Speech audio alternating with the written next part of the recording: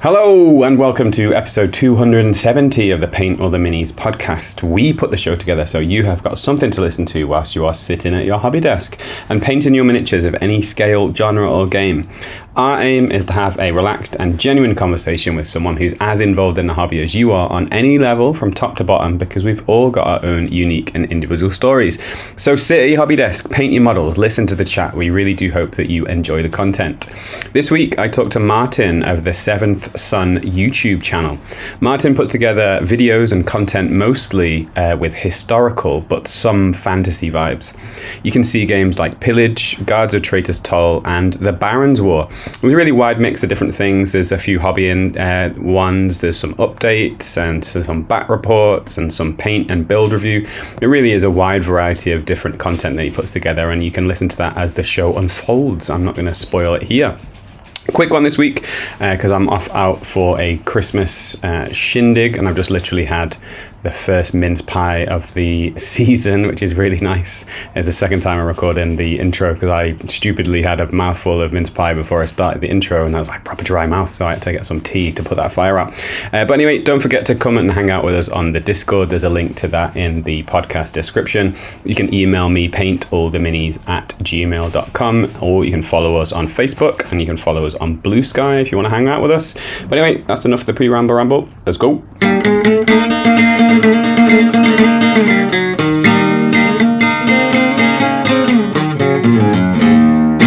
Paint all the minis. Paint all the minis that you can.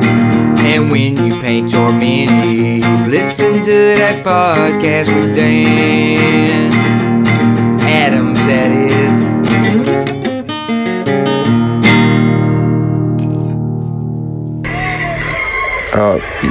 Hello, yes.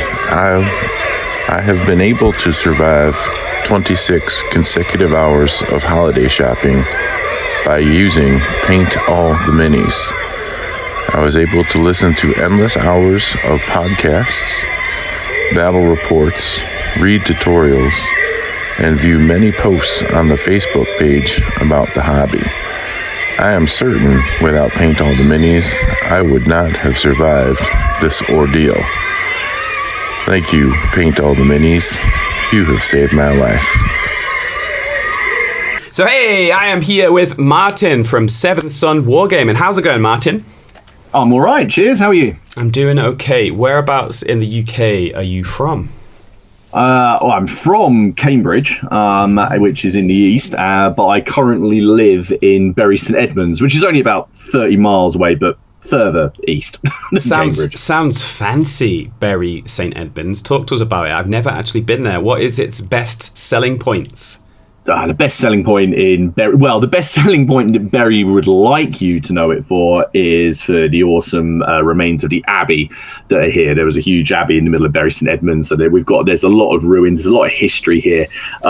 There's also the Green King Brewery is here, so there's plenty of pubs as well. But the main thing I like about Bury is everything is within walking distance of everywhere else, so it makes transport really easy. That's cool. And how long do you live there for? We've been here for about 2.5 years. My business is based here, and my wife, her work is based here as well. So when it came to moving house from Cambridge, it made sense to come this way. Nice. Is there anything you miss about Cambridge? Honestly, not really. Okay. I've been there. I don't remember living anywhere else. I grew up in Cambridge from the age of 3. The only time I left before moving to Bury is when I went to university. I came back and I stayed in Cambridge. I managed to get a job in archaeology, which is what I do. But my job was in Bury St Edmunds, so I was driving backwards and forwards to Bury for the best part of 16 years before I even moved here. So yeah, no, I've seen a lot of Cambridge. I think I've pretty much done everything I could ever want to do there. So it's nice to be somewhere different. Nice, that's cool. So we're here to obviously talk about a certain hobby, but do you have any other hobbies that you do and participate in other than the tabletop hobby? I mean, the thing is, the tabletop spreads out into all sorts of other things, doesn't it? Doing videos and podcasts and streams, they all become hobbies in their own right, don't they? They start off sort of as part of the wargaming tabletop thing, but it kind of gets bigger. So 3D printing and stuff like that. I like going on. I like reading. I like doing a lot of reading. Try to stay clear of history because it's my day job and obviously my big part of my main hobby. Most things are sort of family orientated. So going out with the kids, taking them places. I do enjoy my films, particularly terrible horror films. Those are a personal favourite. What would be a lesser known horror film that maybe mainstream people haven't watched that you'd recommend us to watch? I always highly recommend that people go and check out a film called Rubber, which is about a sentient tire that goes on a rampage in America, and people laugh. And I encourage you to go and check out the trailer and tell me it's not a film that you would sit there and watch. It's phenomenal. It's still what I can go back to. And even at the weekend just gone, we were doing some gaming, and I was showing the trailer to people there and trying to get them to take part. But I don't know whether they will. Nice. I remember ages ago now watching the Japanese version of The Grudge, and that was significantly scarier than the Hollywood. Oh, they are. They are. It was when the remake of the US remake of The Ring came out. I remember when that came out, and everyone was going on about how terrifying it is. And then you showed them the original Ringu. You showed them that, and it's easily 100% more scary. It's just terrifying. It's always worth digging through sort of and seeing if there are sort of original films. One of my favourites is The Wicker Man. And I won't spend too long talking about the remake because I hate it with every ounce of my soul. But the original with Christopher Lee is absolutely phenomenal, and it's I wouldn't say it's downright scary. There's a few jump scares. It's unsettling, and you're just left with this sort of really unsettled sort of nervous disposition a little bit afterwards. You don't feel quite right after watching it. I think when you come out of other horror films, you've had a jump scare and you leave and you're sort of laughing about it. But the best ones are the ones that sort of make you sit there and make you think, and you're like, no, I didn't like how that made me feel. I like the film, and it's a really good film for making me feel this way. But I just I don't like that feeling. Yeah, you hit the nail on the head for me in terms of horror films. Is that I like and dislike horror films in equal measure. I think that cinema should make us feel certain things, and horror films definitely make me feel a certain thing, and that's how I gauge the kind of impact of a movie. Is like, did it make me care? Did it make me feel certain things? Obviously a comedy film. Absolutely, yeah. So yeah, I kind of like them and I hate them at the same time. I'm a big scaredy cat, I guess, because it's like, especially if I'm on my own. I remember watching the Blair Witch Project when I was about 14, maybe a little bit earlier, and I watched that for some reason. I think my mum was out and no one else was in, and I was like, oh, let's watch this. It was kicking around, and it really scared me, and I really struggled to go to sleep for a long time after that, just because that was one of the first films that I'd seen that was like kind of filmed in a very amateurish way intentionally. So yeah, but that's what makes it effective. Yeah. That's cool, man. Nice. Right. Well, we could waffle on about films all the time, but we're not here to talk about films. We're here to talk about the hobby. So talk to us about how people may be aware of you right now. Tell us what you do that's over and above the regular tabletop hobby that people might participate in.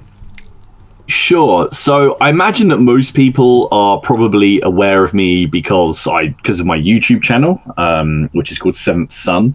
I basically do lots of battle reports and sort of sometimes product reviews. I also do some history videos, but my channel is mainly based around historical wargaming, which is sort of my passion. Although I love wargaming in general and think it's a fantastic hobby, but the push on my channel is certainly from historical, so I imagine that people know me for that. A few people sort of maybe slightly aware of me because of my day job. I'm an archaeologist. I run an archaeological consultancy with my buddy. So there might be a few people who know who I am through that, but no great notoriety. I've not found. I'm not. It's no Howard Carter here. I've not found Tutankhamun or no wonders of the world here. A few ditches in East Anglia are kind of where I'm sitting at the minute. So I imagine it's mainly for the YouTube channel. Nice. It's like he's finding like a gold hoard or anything like that. Is that a realistic prospect for an archaeologist, or is that something that's like right. once in a lifetime? So you're asking the question that I get asked every single site, right? And my answer is always the same. In 20 years of being an archaeologist, and I don't know what this says about my skills as an archaeologist, I am still yet to find a single coin. I have never found a coin. I've been sitting next to people who have found silver coins. I've stood right next to someone who found a gold coin. I've been digging right next to them. I have never been responsible for lifting a coin out of the ground. I've found swords, I've found shields, I've done probably more than my fair share of things like skeletons and medieval buildings and Roman buildings like villas, bathhouses, castle defenses, all this kind of stuff. But I've never found a coin. I don't know what that says about me. We even found a set of manacles, like Roman manacles. That was like one of the coolest things. I think you just didn't. It was just such a random place. There wasn't anyone attached to these manacles, but it was. They were just sort of in a ditch. So it kind of just sort of gives you ideas about what may have been going on, why they were deposited there. So I found stuff like that. Brooches, things like this. You find all these awesome, artifacts, and also the context that they're deposited in, like I say, like buildings. No coins. Ever. No coins. So the hoard of gold, to answer your question, has been rather elusive. If I did find a hoard of gold, I guess I'd be exceedingly happy, right up to the point, obviously, it doesn't belong to me, it belongs to the landowner. So I get to dig it up, I get to research it, obviously do all of the stuff with the fines liaison officers and report it, and then that's all dealt with by the landowner and the coroner. We might get a picture with it. That would be quite cool. Nice, that's cool, man. Awesome. So let's get onto the hobby then. So some people start hobbying as a kid and then set it aside as they kind of become an adult. Some people get into it as an adult. Some people game all the way through. So when did you first start getting involved in our amazing hobby? I first started getting involved, really, with tabletop gaming. I started getting involved from about the age of 10. I remember my friends bringing to school one of the earliest White Dwarf that I can remember, and it had a space wolf on the front of it, and they were giving away a free cardboard battle bunker in it, and I've got it somewhere, and I remember my friend just bringing it in, and we were looking. I think we're in about year 5. So what's that? I think it's about 10. 10. So we were sort of flipping through it, and it's like, oh, look at this! It's cool. Looking at the catalog pages, and then we would play games in the playground pretending to be these because we didn't know where to get the models. But I guess a little bit before that, where I grew up in Cambridge, a place called Cherry Hinton, and Cherry Hinton is where TSR, who owned Dungeons and Dragons before Wizards, that's where they had their UK distribution point. And I remember every now and then they would have like a warehouse sale, and I would go, my dad would go, he'd take me along, and there would sometimes be like, these second edition D&D supplements like the Complete Book of Elves or, the Ranger's Handbook. And I would pick up these books and just no idea how to play. I'm not a fan of maths, and opening one of those books was a bit daunting.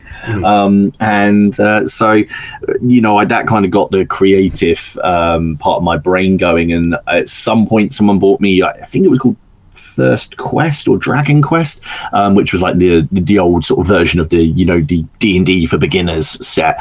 So I kind of that was already there. I was always obsessed with history and fantasy as a child, so it didn't take much to get me into it. So when I found GW and Warhammer 40,000, which would be the first thing that I played, that was ace, and that gave somewhere for my creativity to find an outlet. So that's basically how I got into it. And then you sort of play through primary school. You have some friends that try it out. Some they don't stick with it, and then they have no interest in that, and you end up sort of just keep in touch with the friends that do. I played it all through secondary school, expanding out into Warhammer Fantasy. I tried other things like Epic and I can't even remember, Blood Bowl, some of the other ones, but very much it was all very GW centric. And then all the way through college I still played, and I only stopped really when it came time to go to university, and I needed my money for other stuff, basically. And at that point, to me, that was when GW was sort of on a bit of a low ebb. There was really no, I mean, obviously today there's quite a lot of community engagement, but you gotta remember this is obviously pre-YouTube, only you didn't really, you had forums, but there wasn't a great deal of anything else. So engagement basically just came from gaming clubs or going down to your local store, and that I felt was starting to die off. And I was going to university, and I wanted to go focus on other things, and you couldn't take your models with you. I did carry on doing tabletop roleplay games, though. We were very much sort of into that. I sort of found that sort of in my sort of late teens, as you were getting towards that, people seemed more up for doing that than they did for collecting an army and having a game and painting minis, although I was the one who had to do the painting of all the minis. So that was my job. And then when I got back from university, I had no plans to restart the hobby. What happened was my cousin's oldest son, I think he just turned 12, and he'd seen some models, and they'd remembered that I was into it and asked if I had any of the old magazines. So he came round, and I sort of went through the magazines with him, and then pop these white gloves on before you start. Well, I wish I had them. Do you know what? I wish I had those still. I'm sure they're at my parents somewhere. I'm surprised my parents haven't called up and said, "Can you come and get rid of them?" But I'm sure they're around there somewhere. But it was really him that got me back into the hobby. I ended up just going into Games Workshop. This would have been in 2002, and I picked up the Bretonians, which I think was the last time that they had an update before the new release of the Old World last year. So I think that was the last time they had their update. And I picked them up, and I started getting back into it. I built up a Bretonian army, and funnily enough, my little cousin, his dad started getting into it, so we started playing against each other. My little cousin, he dropped out of it because he got older, and we carried on playing. And then I just started, we had some local shops that opened up, and I just had this hankering to paint something a little bit different, and I went into one and I picked up some models for War Machine.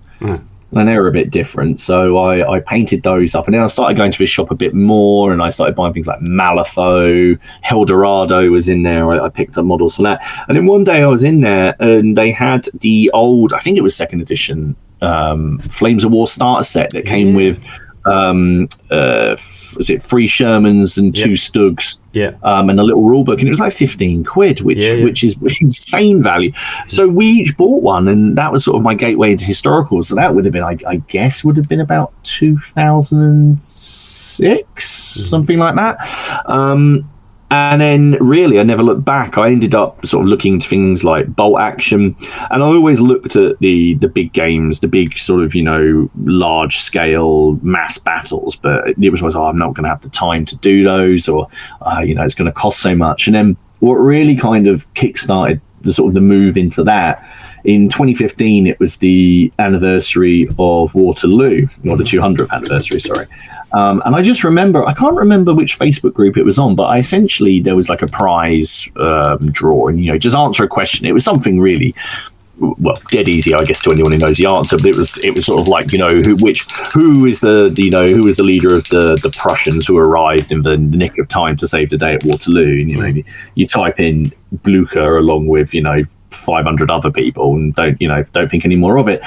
And then I got a message a few weeks later saying that I'd won, and then the next thing I know, the collector's edition from Warlord Games of the La Haye Sainte battle set turned up, and that was it. that's the thing that sort of kicked me off down the sort of, the Napoleonic route, and then eventually that moved into medievals, because I'm a medieval history is what I study, it's what I specialize in, it's what I enjoy, both professionally and in my own time. And I knew if I would do a Wars of the Roses project, but I knew it would be one that would never end. And I think to this day, that's probably the thing on my channel that I'm best known for. And then it's just branched out from there. I just love it. I think I love I love gaming. I love wargaming. I like painting. I think it's brilliant for all sorts of reasons. I do still touch fantasy and sci-fi stuff, but not in the same sort of level as I did back in the day when I was playing GW games. So I do still have some Space Marines nearby to paint up when I feel sort of inclined to do so. And I've got some of the Middle Earth strategy battle game stuff I'm sort of working on and off on at the moment as well. So I do still dabble in those, but very much the historical stuff is sort of where I'm at. Yeah. When you play in games, would you consider yourself to be just like a narrative-driven player? Are you a super list-build competitive player? You're a mix of both? How do you play the games? So I get a lot of stick for this. So I am very much a advocate for narrative play. I dislike points and army lists.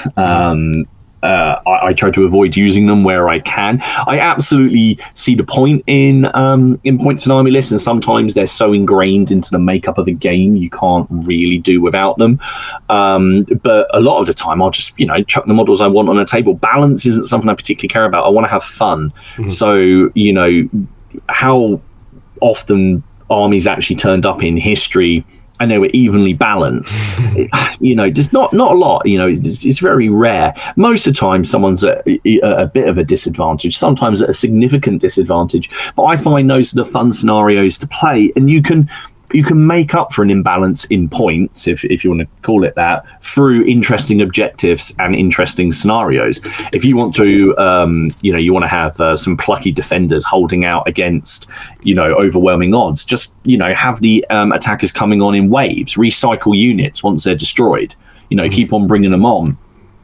Give the defenders, some kind of benefit to their morale checks because they know it's, all or nothing. I do build lists. If people come over and watch the battle reports on the channel, for example, I do have to build lists, I'll always share them. But I'm not. I don't know what the term is. Is it power gamer? Is that the term for someone who sort of maxes out their list? Spends a lot of time, working it all out, and that's if you can do that and you enjoy doing that, I think that's awesome. But I have no interest in it. Basically, I quite like taking rubbish troops into a game because they always seem to be the ones that do the best. Because you'll pump all this time and effort into an amazing unit. You'll give them all these upgrades, you'll give them the best armor, they'll be the first ones off the table every single time, and then it'll be a peasant levy that have actually stood firm through the whole game. I don't. It's been a very long time since I took part in a tournament. I don't really take part in tournaments. I enjoy gaming days. We put a gaming day on just this last weekend, and to get people in and sort of like thinking a little bit more sort of, narratively, and, recreating a refight of one of the battles from the Wars of the Roses. So I really enjoy it. And I think that's partly from my love of tabletop RPGs as well. I like creating stories. And I think if you can both walk away from a game, even if you lost, thinking, no, I had a really, really good time and that was such a cool game because of this moment and this moment, and even though I lost, I'm looking forward to the next one, rather than feeling dejected going home and getting the notepad and paper out and trying to work out where your list went wrong. I think that's, I think you've won if you've done that. I did see someone who said that miniature wargaming is 5% painting, 5% playing, and 90% Excel. So that was, which I definitely don't want to fall into that category. Yeah, I think what's great about our hobby is there's so many different ways to interact with it, and it's great that you can talk passionately about the things that you really enjoy. But you probably find 50 other people that do something similar, but also with a different perspective. I think that's what makes it great. Absolutely. There's lots of different diverse ways to get involved. What would be a rule set that you generally had a lot of fun with as soon as you brought that to the table? Is there a rule set that you think really lends itself to that kind of narrative development and creating good stories? Yeah, so it'll be the one that probably people have seen the most on the channel, and that'll be Hail Caesar, which is by Warlord Games. Well, it's by Rick Priestley. Warlord Games publish it. It's their game. And it's essentially a sandbox set of rules. I think it throws people a couple of times when they come into it, especially if you're coming from a background of sort of tight lists and, rules that are designed for tournaments, because it's very open-ended and quite open to interpretation. But the great thing about it is it's very easy to house rule things. So I loved it from the moment I put it on the table. It's definitely not everybody's cup of tea. You've got to accept in it that it was written in a way so that large battles could be played in an evening. So you could put down, a couple of thousand miniatures, and you could play a game and reach a conclusion in sort of 2 to 3 hours, pack up and still have time for a cup of coffee, rather than, some of these games which will take, 1 to 2 days, and you've got to leave it set up and before you can come back to it. So I've loved it. And when I wanted to use it as a vehicle to play the Wars of the Roses, and when I got into doing that, there wasn't currently a Wars of the Roses supplement for it. So I essentially took some statistics that were available on the Perry Miniatures Facebook page, and I sort of ran with those, and then I started adding my own adaptations to it and rules for different black powder weapons, and then I went through, and one of my, because this, as I said, medieval history in particular, the 15th century and the Wars of the Roses is what I'm passionate about. So I started making rules for as many lords like individually as I could. So I think at last count I'd done over 40 of them. So each of them with their own command ratings and special abilities that they've given. And when I say special abilities, I'm not talking sort of anything game changing. It would be sort of on the along the lines of if historically the individual was a good fighter and a seasoned campaigner, I would let him sort of give a bit of a bonus to one of the units that is under his control. Or if there was someone who was a bit flighty or changed sides a lot, as is the way in the Wars of the Roses, I would have them so a unit must be begins a game, maybe it will change sides, or maybe it doesn't follow orders as well. So nothing game breaking, but enough to add character to it. And I've had great fun, and I've played lots of games with lots of different people and people who've never played historicals before, and it's a very simple, easy rule set to grasp, and there's a lot of nuance to it, and I think they're going from strength to strength with it. They recently just released their epic Punic Wars line, so you've got the 12mm models, but you've also got teeny tiny elephants rampaging around the battlefield, and chariots now as well, because they've released the ghouls, which is just awesome. That's what I want. So yeah, I would say Hail Caesar is always the one I've always had fun with. Nice. How seriously are you taking painting? You mentioned a while ago that when you were playing RPGs as a young adult, you were the guy that did a little painting. So do you enjoy painting, and is it something you take seriously? Yeah, I do. Yeah, I do. I really enjoy painting. It's how I unwind. Despite being an archaeologist and my job being outside, I do seem to spend an inordinate amount of time looking at screens, and I think we all do. But I really enjoy just putting on a podcast or putting on an audio book and just painting for a couple of hours, if time allows, once the kids are in bed and everything is sorted. I love it. It's my way of unwinding, and I love the painting process. I enjoy learning new techniques, and dabbling in sort of new things. So it is something I really enjoy. I would probably say that I'm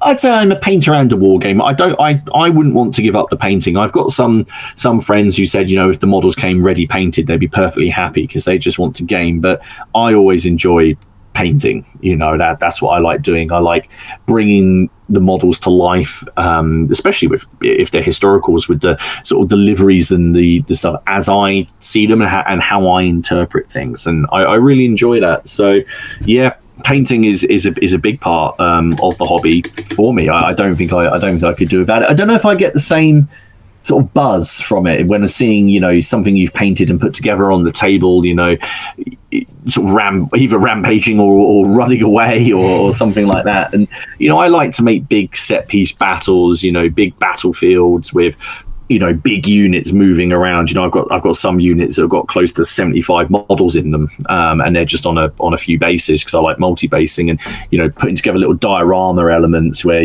maybe at the back of the unit you've got a commander receiving a message from someone, and at the front of the unit you've got some extra casualty models on there as they're starting to fall back, or fun, just fun things to sort of make the battle look a little bit more dynamic rather than just lines and lines and lines of infantry just either on single bases or in files. It just brings it all to life a little bit. Nice, that's cool, man. How are you? Would you still feel that you're developing your painting craft, or are you kind of always painting within your skill set? I would say I would always think that we're all sort of always developing a little bit. I have certain techniques and things for painting that I like to apply to certain models. So, for example, the models in the Middle-earth strategy battle game, I'm taking a little bit more time over. They've all got very individual sculpts and poses, whereas, a French line infantryman who's going to be at the back of the unit mixed in with 60 others, I might not do as much detail work on him. But I think it's very dictated by the quality of the model. I think we're very blessed as a community because the level of what's the right word, talent now in sculpting, whether that's traditional hand sculpting or digital sculpting, is phenomenal. And sometimes you'll get a model and you look at it and you're like, I'm going to spend time on this, I'm going to spend hours and hours and hours on this thing. Other times you'll get a model and you get it and there's such a thing as doing too much. Ultimately, if you've got a guy wearing a great coat and wearing a shako and holding a musket, there's not a lot more you can do to that. You're trying to get across an idea. But if someone has sculpted that same miniature and he's running and the great coat is billowing out and maybe you can see parts of the sort of the field uniform underneath and the shako is hanging off and he's trying to like load his musket or something on the move, suddenly, oh no, I want to do more on here to highlight this this miniature and the work that the sculptor has done on it. So something I went back to, I stopped dry brushing for ages. I stopped doing it on actual model. I did it on terrain. But I'd stopped doing it on models. I don't know why. I can't actually remember why. And I'd gone back to sort of just, base coat, wash, highlight 1, highlight 2. And then the other day I was painting up these Middle-earth miniatures and I'm doing the Wildman and they've got a lot of fur. And then I just started dry brushing them again. And I sat there and I was looking, because I'm quite lucky. I've got a sort of, a room in my house that I use for producing my videos and doing my painting. And I've got some miniatures that I produce and they're all in here as well.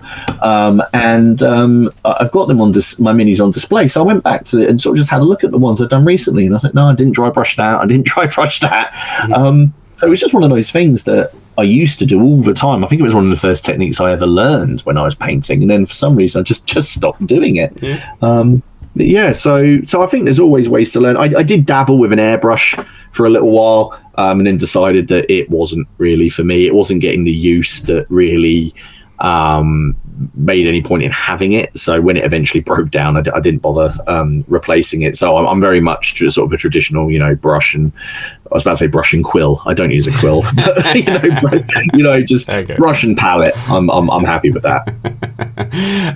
Is there a particular model that you're very fond of? Whenever you pick it up or whenever you feel that in a game, you're like, yeah, that was really good, that one. Like a certain pinnacle or like a high watermark of your painting for whatever reason? Yeah, I suppose there is actually. I'm really pleased with the work that I did on my first Crusade project, which was one I started once I sort of finished a large chunk of the Wars of the Roses. I don't want to say I ever finished the Wars of the Roses project because I'll keep buying things for it. It's never going to end.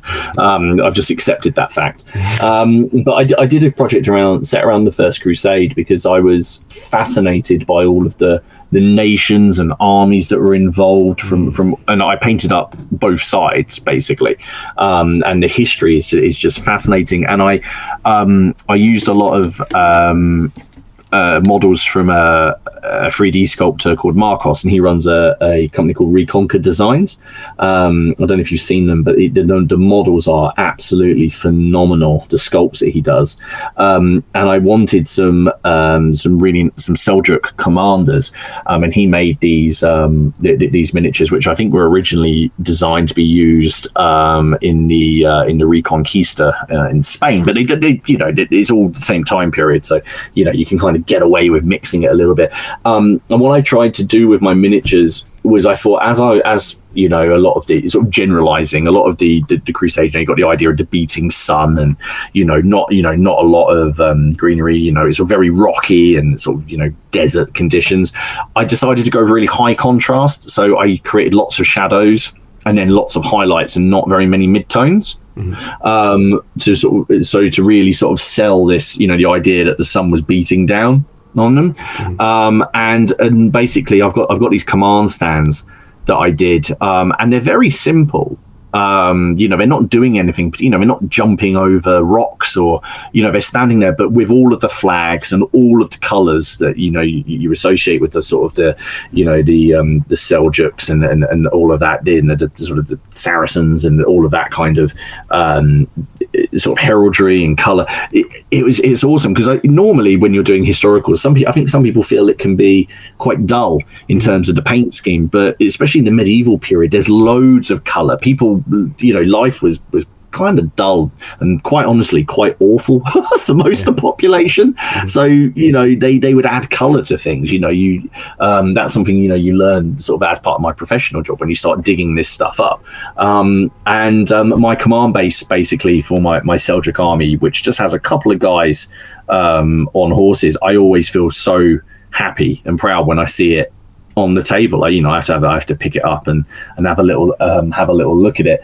That being said, I have done some. I did the Witch King on his Fell Beast, and I did a custom base for it because it's sort of climbing over some Gondorian ruins instead of just being on that sort of clear flying stand. I was really, really pleased with that, and I've also chopped up a lot of Perry miniatures and repositioned them and converted them and kit bashed them for my Wars of the Roses miniatures, because I think at last count I've done approaching 2,500 roughly Wars of the Roses minis over the last sort of 8-9 years, and so you're starting to get duplicates now.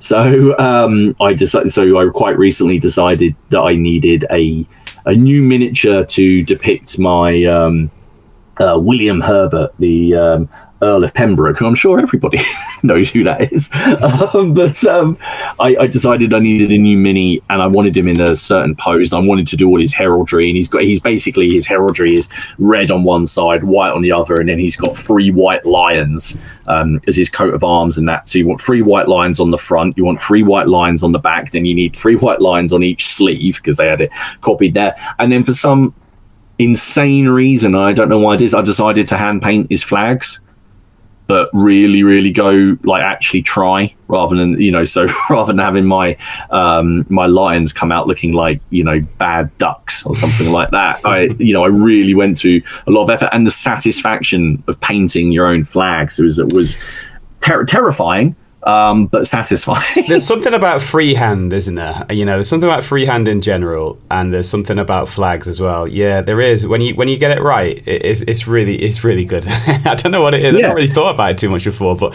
I've not done freehand for a while. But when I've done freehand, it is really good. It feels like an extra level. It feels like a kind of god tier of painting, where you're not just kind of like painting a cloak. It's like, no, I did that from that scratch. I'm not just following the folds of the cloak. Yeah, I did. Absolutely. There's no guide. I mean, whenever you're painting, if you're painting a fur cloak, there's texture, there's lines, there's for you to follow, basically. And there isn't. If a flat surface on a miniature is terrifying. Absolutely, because you look at it and go, what do I do? What do I do with this? I put a wash on it, and the wash is going to pool on it? If I highlight it, if I don't highlight the whole thing, it's just going to look weird. I mean, one of the things that I do is I just chuck loads of weathering on it. That's the best way to get rid of it. Space Marine shoulder pads, until you combine the molded ones, which are great with all of the chapter insignia and all of that stuff on them. They look cool, but when they were just plain, if I look at people freehanding their their chapter badges and that, and I just look at it and just go, this is why decals were invented. It's I look at it. It's the same with I paint a lot of Vikings and Saxons and stuff. I'm doing lots of work with Victrix Miniatures at the minute for the game Pillage, which they're publishing. They're doing the English publication. It's already been out in France for quite a while, and obviously the Viking shields and Saxon shields. There's loads of designs on there, but you've got these little Big Men Studio transfers. So I just use those because they're dead easy and they look really good. But it's not as satisfying. It definitely isn't as satisfying as freehanding your own. So I think I went through a phase of freehanding all my Space Marine pauldrons, and I think when they were a bit guff, I kind of liked them more, because it's like I kind of felt not pity, but I kind of felt like I wanted to root for the guy with the terrible pauldron. I was like, come on, man, you're going to be the last guy that dies out of this unit. Whereas the ones that I did later on that were better, I was like, because I did a whole bunch of Crimson Fists, and they were really dodgy, the first ones. But I got quite good at it, but I didn't like the ones that I was good at. I liked the guy, I was like, we were there at the start. You were the first guy. And I kind of had more of an attachment to the guys that had the terrible pauldron. Because I always imagined that when they go back to wherever Space Marines go, when they're not fighting and they take their helmets off, he's just getting abuse off all the other guys. He's like, hey, check out this guy with his pauldron. And he's like, I didn't do it. This guy just painted it on me. So I kind of... you feel more just more attached to it, and I'm absolutely the same. And this is the thing with the Wars of the Roses stuff. I just love painting the liveries. I just really enjoy it. I don't know why. I think it's probably a sickness that I've got to try and get sorted out. But and again, I'm not sure how wide the knowledge it is, but in the Wars of the Roses, you've got this big figure who's called the Earl of Warwick, and history calls him the Kingmaker. This is where the name you've actually got that Kingmaker board game that's out now, and that's all named after him. And even Warwick Castle these days has the Kingmaker exhibits and all of that. And I'd not really ever seen anybody attempt his coat of arms, and I wondered why to myself. Everyone has always just done his ragged, the symbol he uses, which was a sort of ragged staff. That's very simple to paint. It's simply a line with 3 lines coming off of it. That's fairly straightforward to be able to do. And I went and I thought, I'm going to do a big command base for this. And my command base for him has got, I think it has about 12 minis on it, including dogs and on there, and a bishop and all sorts. And there's a little pond and a road, and he's standing there. So I thought I'd have a go at painting his coat of arms. And because he was so rich, and because he owned so much, I think he's got 16 different quarterings. When you look at a coat of arms, you see the quarterings. Yeah. Well, imagine those then quartered as well. So you've got 4 quarters and then quartered again, and each one's got a different image in it. Sometimes it's like a little lion, sometimes it's checkers, sometimes it's like a nice easy geometric pattern that you can do, and then there'll be something stupid in there like an eagle. And I took it on myself to try and do it, and I was absolutely determined that I wouldn't be beaten. I've got a video on my channel actually where I'm doing it, and I got to that point where I did it and I thought, okay, up close this doesn't look great. However, 3-foot rule, this looks fine. From there, I'm going to put this miniature down now and walk away. I need to just leave it alone now and walk away. And I think that's one of the key things with painting. I don't know about you, but learning when to stop is sometimes, I think, more important than learning, can I add another highlight here? And you sit there and go, do you need to? Yeah. Is this going to potentially mess up what you've done? And, is it necessary? It's a bit like doing the eyes, right? Like, if it's a rank and file guy at the back of a unit, I don't tend to bother because, you're not gonna see them. Maybe the front rankers I'll have a go, and obviously people like generals or, big characters and things like that. Absolutely. But, when it's just, poor conscripted Joe Bloggs at the back who doesn't really want to be there. I feel like, you know, I feel like he wouldn't want me to do the eyes. So. Just leave. I don't want to see what's going on, mate. I'm at the back. Everyone's getting killed. I'm actually not seeing, mate. I'll just take my ears off as well. I read it. But yeah, I think again, like we mentioned before, it's like people find their own way with it. People find their own level of comfort with it. And I think just accepting where you're at any one moment in time is important, because some people are fretful and they think, oh, I need to be better, or I need to do this. But why? There is no rules. It's like, you know, just make your own rules for it. I have this invisible alarm clock that goes off in my head when I'm done with a mini. Got no idea really how it happens, but sometimes I'm just like, I'm done. Sometimes it might be quick, sometimes it might be a long time, but whenever I hear that alarm clock in my head, I just need to move on, because there's no point sticking around if I just don't want to. Because if it's not fun, then don't do it. And like with any hobby, you need to persevere if you're going to get good at it. I'm painting right now. I'm not painting to particularly crazy standard. I'm just doing some basic block painting, but I think it's like a habit. It's a muscle thing that you just need to practice and develop. And if it's not fun, pack it in. Go and do something else and come back to it. Yeah, absolutely. And see, I think we're all our own worst critics. So I think my models look awful up until the point I put it on the base. And it's that thing, right? Bases and faces, isn't it? You know. So I put it on the base and I build up the base. Like, no, that's it now. That looks good. That's what I imagined. But when it's on my painting handle, or you know, a bit of cork that I've stuck it to, it just. I don't know. I have an idea in my head how I want it to look, but you're like, this could go so wrong. So I just need to, you know, persevere and get through it. Or then there will be that odd occasion. I don't know if you've ever sort of gone back. I'll paint a miniature, and you know, I'll look at this and I'll sort of look at it and I'll, you know, you nod to yourself. You know, I've done good there. I've done good. I've done that model proud. You know. And then you put it on a base and you kind of do a half-assed base, and then, you know, this is rubbish. And I'll take it off and I'll do the base again. I genuinely will. And, you know, you think, no, this isn't the base you deserve. And I think that gets left out in some gaming. You know, people do these awesome paint jobs, absolutely awesome. The weathering is great. And then the bases are just sort of an afterthought, you know, and, you know, because they want to get it on the table. And it's sort of like, well, I get that. I understand it. Some people hate it. They absolutely hate basing. I really enjoy it. I think I've probably got more basing products than I do paints.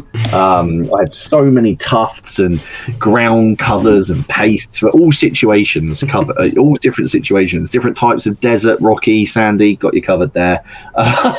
Different types of water effects. I've got drawers of the stuff. So I absolutely love it. But yeah, up until that point where I sort of step back and I paint the rim of the base. You know, used to be goblin green, now mostly it's dark brown. But once you've done that and step away and you look at it and go, right, yeah, now it's done. I always feel like it's not going to work out well. Yeah, I think any painted miniature, no matter how good, bad, indifferent, or perceived level is, I think is a win. The fact that you did the thing, because we know it's so easy to not do things. I'm not even talking about just painting them, like in our lives and things like that. You know, there's so many things that's so easy to not do. And so whenever I see any completed miniature, it's a little celebration, because it was like, we all know that it would have been so easy to not bother, but you did it, and that's something that we really do need to celebrate, you know. And definitely, the more we complete, the better. But let's talk about you again. You know, we could talk about painting for hours and hours and hours, but let's get onto the YouTube channel then. So it's one thing to kind of enjoy our hobby, and it's one thing to kind of paint and play and enjoy that, but it's another thing entirely to then create content, you know, for other people's enjoyment, or as maybe another string to our bow in terms of the hobby. So when did those first ideas and thoughts come into your head about maybe creating a YouTube channel? Was that the first thing you did, or was it something else? No, it was much later. I had no intention of starting a YouTube channel. It happened because the contrast paints came out. And so when was this? 2019? Yeah, it was 2019, I think. And as I say, I play a lot of historicals, and this is relevant to fantasy and sci-fi gaming. Maybe not as much sci-fi, but I despise painting horses. I hate it. Yeah, I absolutely despise painting horses. Again, you're dealing with, you know, depending on the sculpting, you're dealing with quite large areas of just flat, no detail. There might be some muscle tone on there, but it's a danger zone. I hate it.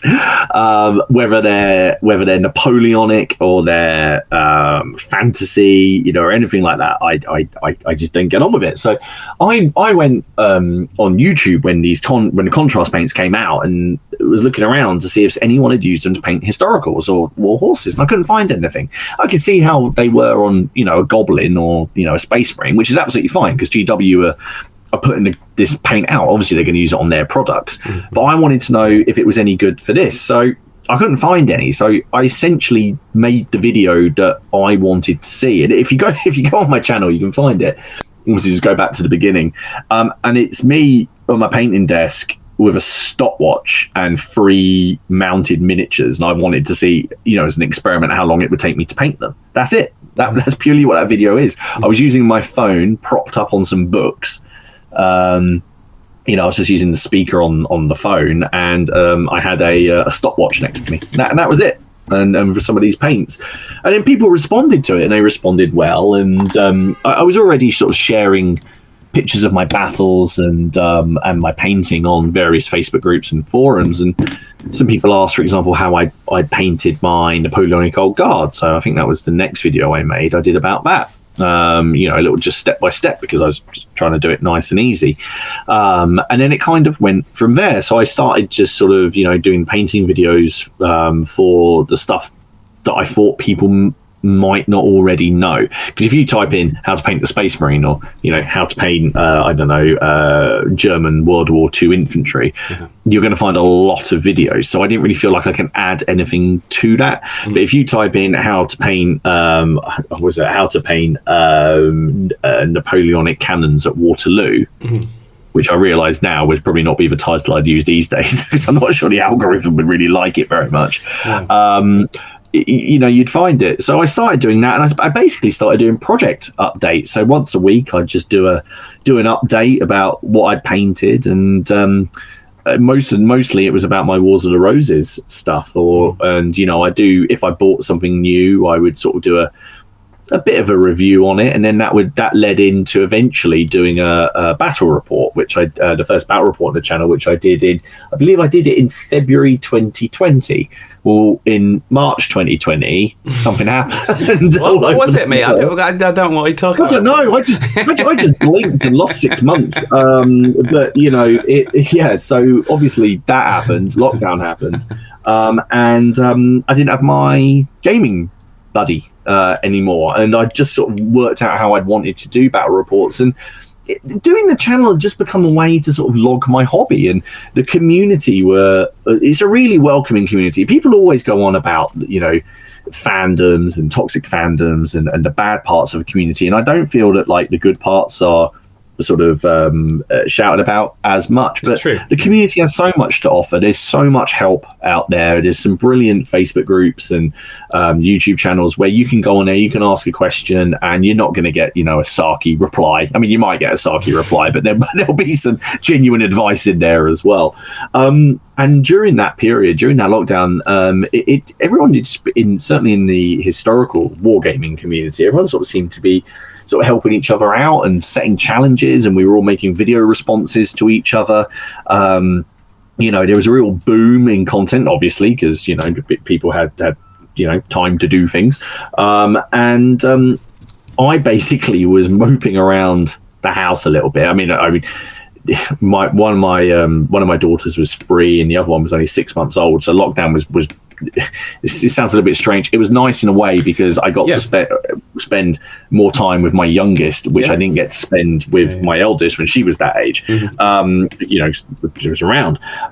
So that was nice. But basically, my wife ended up just, what's the right term, feeling sorry for me, pitying me might be better. So she agreed to have a game of Black Powder.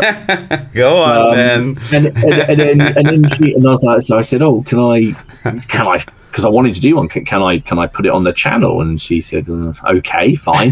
So I did it, and obviously it was a big success, and people enjoyed it. And I wanted to show, first of all, that you can convince your other half to play miniature wargaming, and secondly, that these big mass battle games could be played on your kitchen table, because I feel like that's one of the things that puts people off playing big historical games or big mass battle games, is that people don't think that they've got the room to play them. And again, so I wanted to show how you can just put a 6x4 out.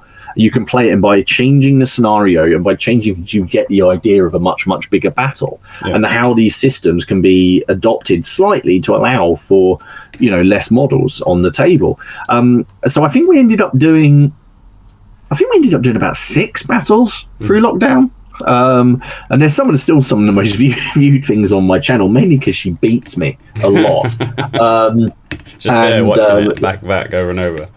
Yeah, probably, and then clipping it, and so there was a nice little rivalry, and that built up, and then once everything got lifted, I was able to start having more people around it and do more battles, and I'm quite lucky in a way, because I've got a lot of friends very close by who will all play and all like making battle reports. So I can sometimes play a game. It's sort of like I have a regular guy on the channel, my buddy Robin, and he'll come over and he'll play anything. There's very little he won't play. He's got some sort of, I won't play, I don't want to play this game, but I'm always up for trying out new rules. And if they turn out to be bad, then we don't have to play it again. So he's always up for a game. But I've got other friends around. They all enjoy playing. So I'm lucky. I don't really go to a gaming club. I sort of make my friends come to me. Yeah. That sounds, I'll provide the food and the table. We'll have a great time. We'll have a game. So I don't always film it. I have plenty of battles and games that I don't film. Sometimes you just want to break from that and you just want to be able to play a game. But it's just one of those things that now it's such a part of my hobby and become a hobby in itself that I can't imagine not doing it. Sometimes you need a rest from it. I'm sure you feel the same. Sometimes when you're doing content, you just need to have a break because you end up on a bit of a schedule. And one of my main things when I was doing it was I don't want another job. I don't need another job. So I've never promised a release schedule. Is something I have friends who have channels and they publish every Friday, for example, and but you're just putting yourself under pressure. If your subscribers, your viewers, they're always going to be there to watch your content. And they're going to, your content that you spend time on and you thought about is going to be better received than something that maybe feels rushed. And we've all done it. I've rushed stuff out. And not being happy with the quality of it, and so now I don't. So for example, if I ever get offered for a review to review something by a company, I'm very upfront with them and telling them that it might be weeks before I can do it. But ahead of with my job and my family and editing other videos, I don't really need additional pressure, and most of them are absolutely chilled about it. They're really good, and that's what I wanted to show with my channel. Really, was wargaming at home on a kitchen table. I don't have a studio. I'd love one.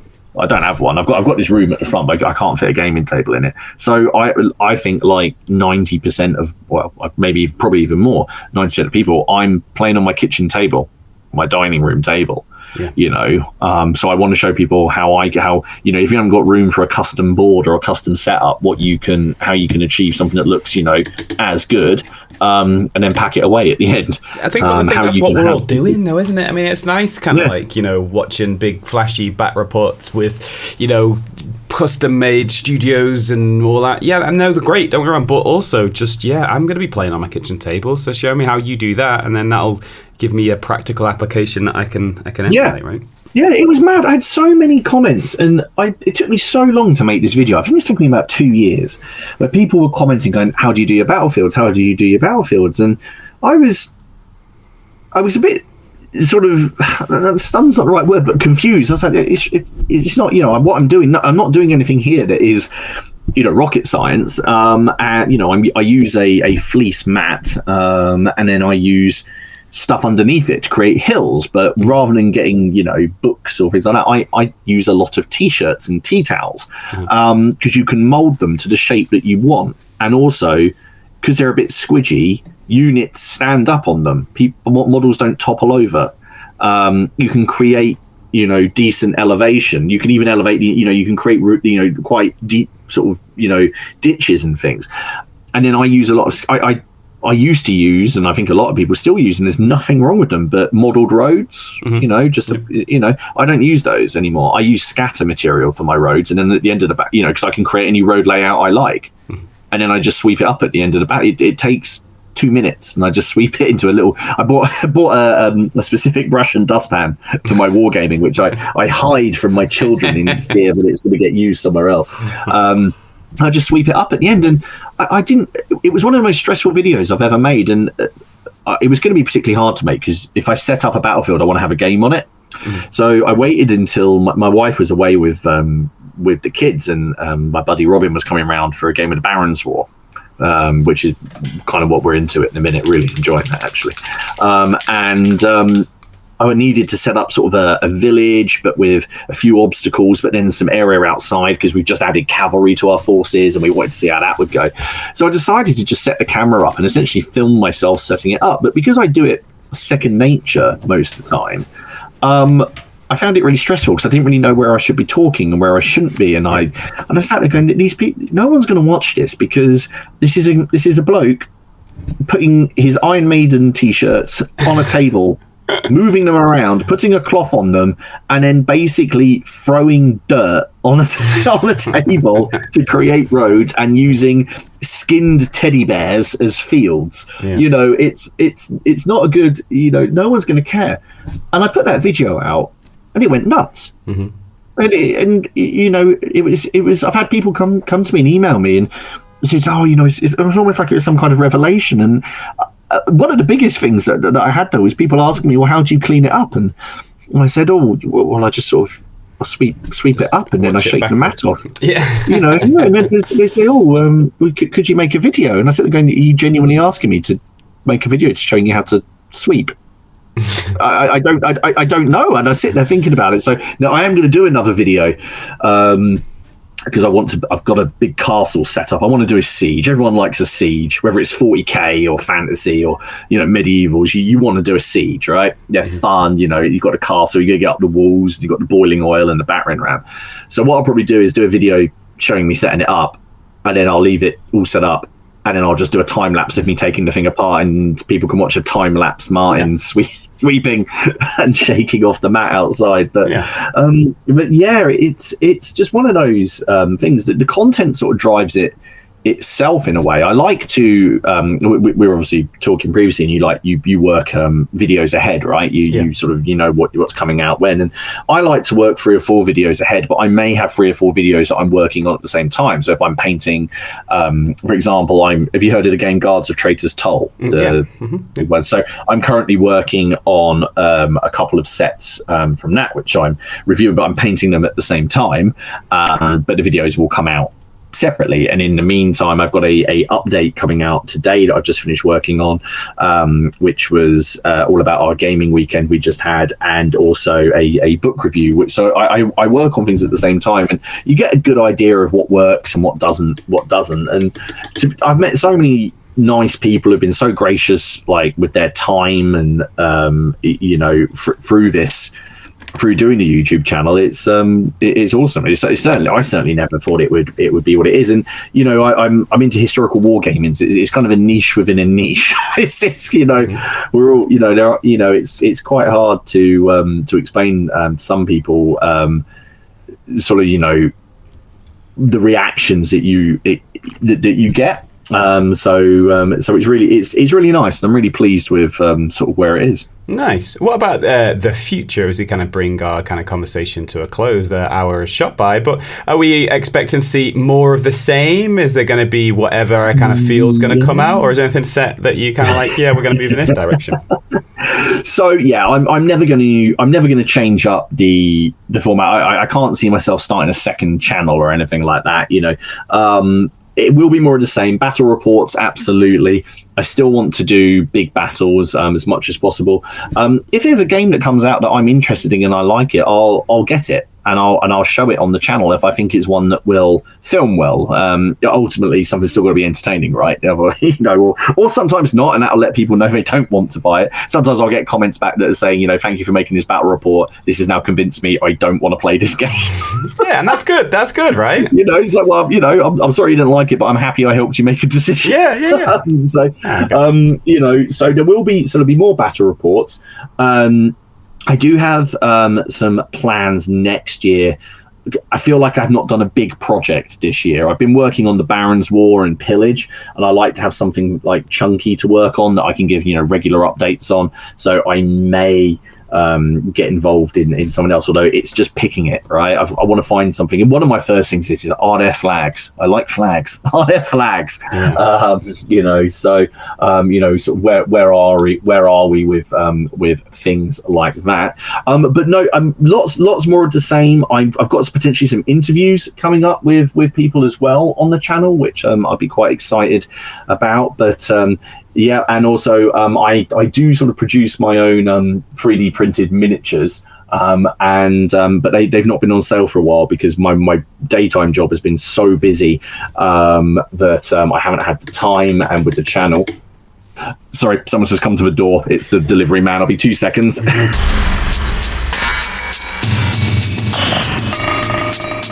Mate, what's the matter with your tongue? What? It looks like Joseph's Technicolor Dreamcoat. You've been licking your paintbrush again. No. Sorry about that. It's okay, mate. It's one of those things. It's nice to be able to receive it instead of just throwing it in your head or something. Yeah, well, they're flowers. The gaming weekend that we do, my wife helps with all the admin and all the running. She looks after 75 of us, and she does, does all the raffle because we raise money for a charity and stuff. And so I think that's from one of my friends that I run it with. I think he's been sneaky and bought some flowers and sent them to my wife. He's a genius. But yes. Sorry, I've forgotten what I was saying. You're talking about your 3D printed miniatures that have been on sale for a while. So yeah, the miniatures will be back on sale soon. I've got some new designs that I'm adding, and they're all historical Wars of the Roses, and I wanted to sort of have some more interesting sculpts and sort of figures that could be used as personalities in the Wars of the Roses.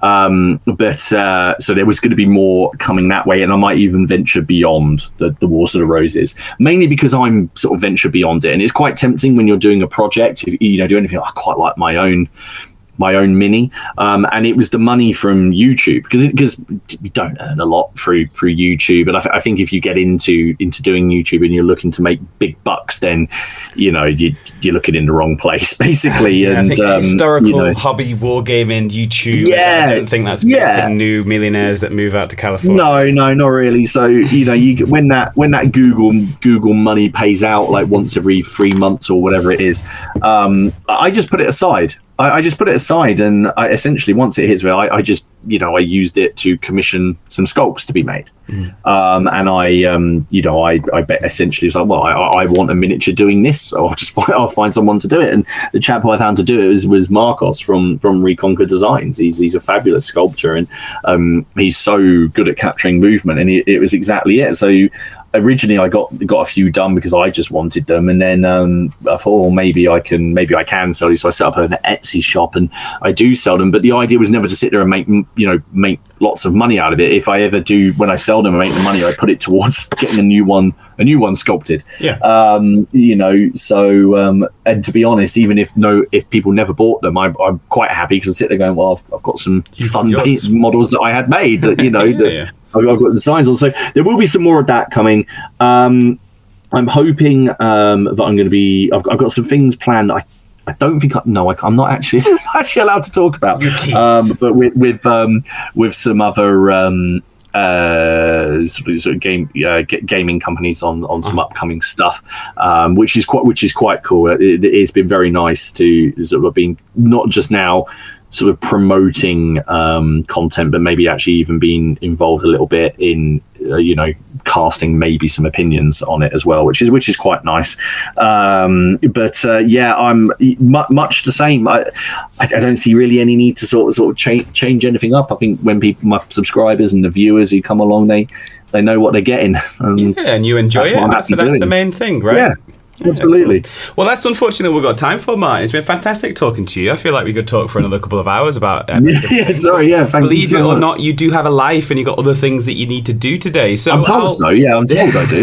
yeah. So I'll say thank you for all of the amazing stuff that you put together for us, all the content. That's how I first bumped into you via YouTube. I've really enjoyed your content, and also thanks for being an awesome guest. We really appreciate it. No, I really appreciate you having me on. Thank you so much.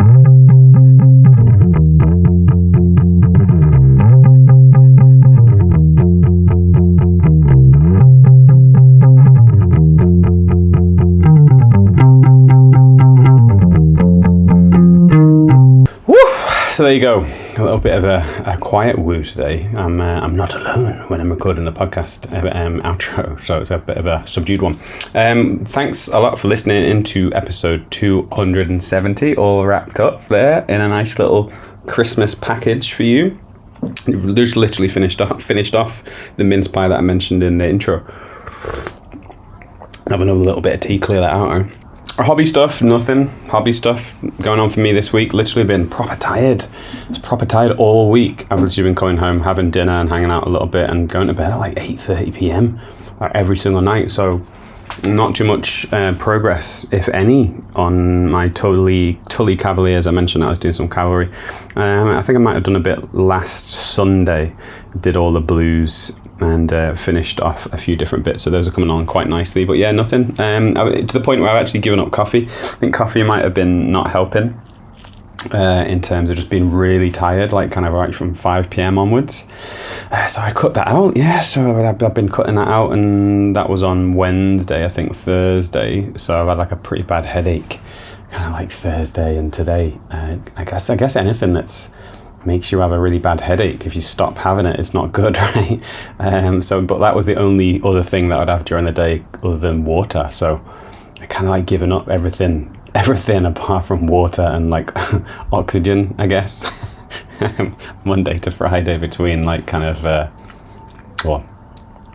after 5 p.m. or 6 p.m. on any one day to kind of like 4:30 p.m. on the next day. So like 23 hours of just literally only. When you say that, it's really weird, isn't it? I don't have anything else other than water. But yeah, I just don't think coffee was doing me any favors. I don't think so. I'm trialing it. If you're kind of following along with the whole journey, or you're on the Discord server and you follow the fitness section, you know that I kind of do things, experiment with different things at different times. So yeah, cutting out coffee just to kind of see what effect that has. Don't know what effect it's going to have yet, but it'd be interesting to see. And if it makes no positive effect, then I'll have another coffee or two. But yeah, let me know. Like if you're always really tired too. Like let me know. Is it just a me thing, or is it lots of other people really tired all of the time? And then equally, if you've done something, changed something that made you kind of feel a little bit more energized, then let me know. I'd be really interested to know. Like part of it is just the season, part of it is work's been difficult, like I can explain like in many ways, but still just like I think I'm just a little bit too tired for the sort of stuff that I'm doing or not doing. So yeah, I'd be interested to know. Got a big game of A Song of Ice and Fire tomorrow.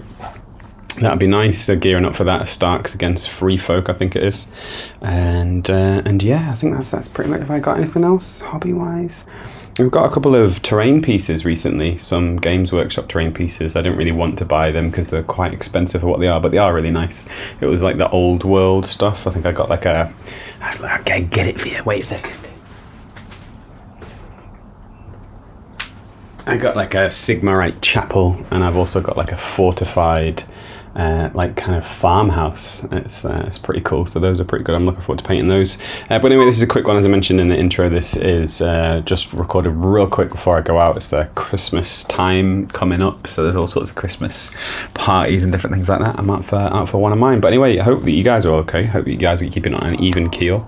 And until next time we're together, keep painting.